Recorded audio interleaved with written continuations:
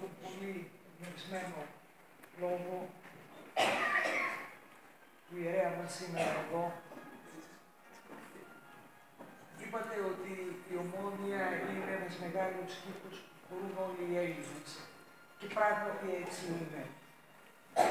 Ταυτόχρονα με παρηγορεί αυτό το οποίο τονίσατε, ότι τα χελιδόνια γυρνάνε πάντα στη δουλειά τους.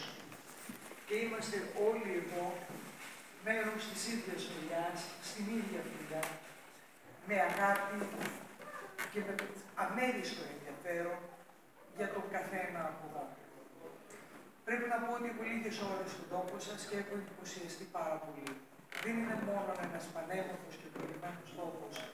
Είναι οι άνθρωποι εκείνοι που τον κάνουν πολύ ξεχωριστό.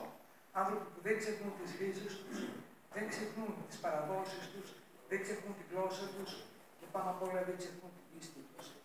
Αυτά είναι που έχουν κρατήσει τον ελληνισμό σε όλα τα πλάτη και τα μήκη της γης. Αυτά είναι που μας συνδέουν, αυτός είναι ο οικουμενικός ελληνισμός, αυτή είναι μια χρυσή γραμμή, μια χρυσή κλωστή που δένει τους Έλληνες από τον Καναδά και την Αμερική μέχρι την Αυστραλία.